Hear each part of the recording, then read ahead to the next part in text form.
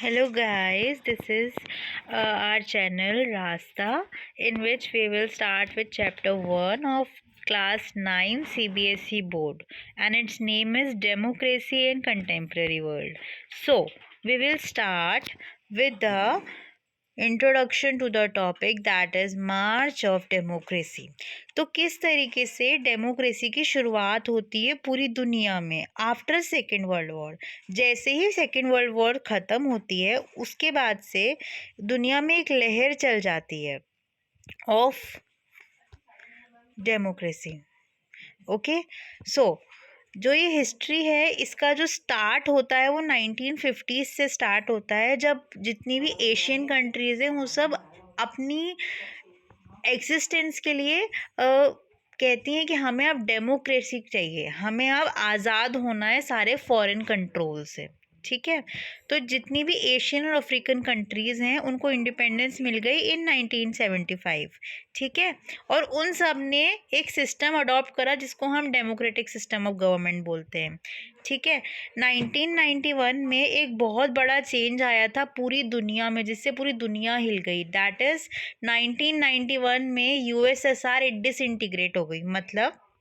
मतलब सिंपल सा ये है कि कोल्ड वॉर ख़त्म हुई और यूएसएसआर ख़त्म हो गई। ठीक है, यूएसएसआर और यूएसए के बीच में एक वॉर चल रही थी जिसको हम कोल्ड वॉर के नाम से जानते हैं। ठीक है, तो वो वॉर ख़त्म हुई और उसके बाद से ही जितनी भी एशियन और अफ्रीकन कंट्रीज़ है वो सब एक्सिस्टेंस में आ गई।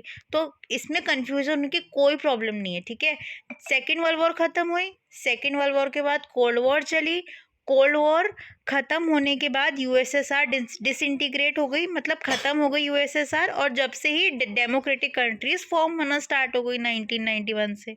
ठीक है, नाउ अब आपकी जो बुक है उसका जो सेकंड टॉपिक है that is the tales of democracy, यानी कि हम दो कहानियाँ सुनेंगे डेमोक्रेसी की।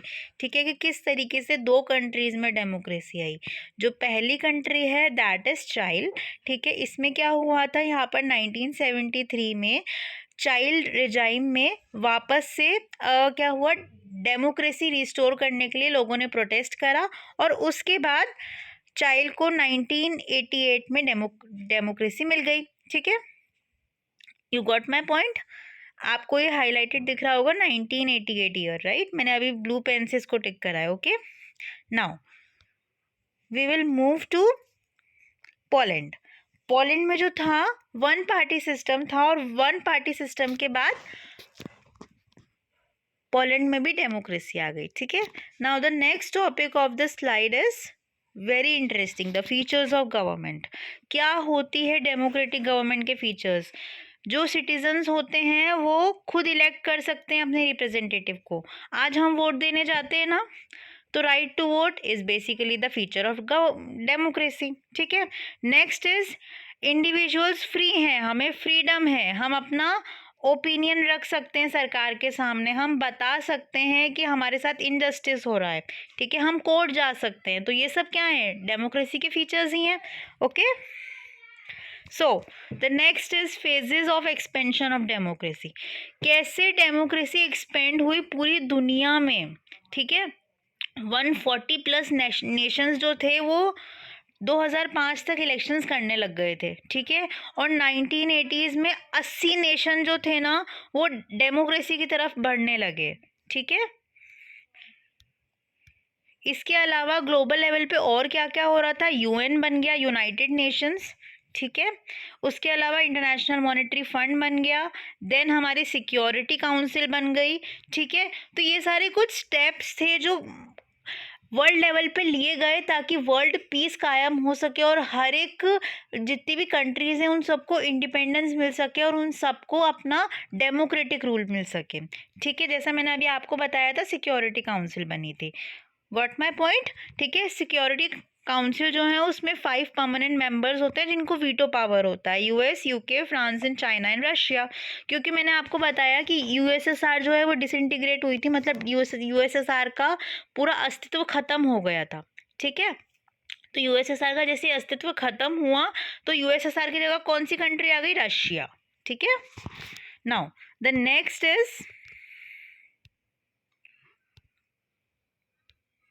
The next is international monetary fund. अब ये क्या है, ये जो ऑर्गेनाइजेशन है ना, ये बेसिकली जो जितनी भी अंडर डेवलप्ड कंट्रीज है, जिनका अभी तक डेवलपमेंट नहीं हुआ, उन सबको फंड देती है ताकि वो डेवलप कर सकें। ठीक है, वर्ल्ड बैंक और इंटरनेशनल मॉनेटरी फंड का यही काम है बच्चों। ठीक है, okay, I hope I am clear with myself. Now the next is promotion of democracy. देखो, अब जब भी हम डेमोक्रेसी की बात करेंगे ना, तो आपके दिमाग में सीधा एक वर्ड क्रैक होना चाहिए, इंडिपेंडेंस। हर चीज़ से निजात चाहिए। ठीक है, हमें क्या चाहिए, फ्री कंट्रोल चाहिए। हमारे जो पीपल हैं वो खुद चूज़ करके लाएं अपनी गवर्नमेंट। ठीक है, किसी भी फोर्स के थ्रू नहीं होनी चाहिए। ठीक है, इसका एक एग्जाम्पल है कि यूएसए ने क्या करा था, जब वर्ल्ड वॉर चल रही थी उस वक्त उसने फोर्सफुली इराक के ऊपर वेपन्स प्रेशराइज करे थे। ठीक है, जिसकी वजह से क्या हुआ था, इराक के अंदर यहाँ तक कि इलेक्शंस भी बाय फोर्स होते थे, यानी कि यूएस के प्रेशर के अंडर करता था इराक जो भी करता था। ठीक है, तो this is the basic example कि जो इंडिपेंडेंट कंट्रीज होती हैं, अगर किसी के प्रेशर के अंडर कोई काम करती हैं तो वो डेमोक्रेटिक नहीं हो सकती। ठीक है, so that's it from my self. Thank you for watching. All the best guys.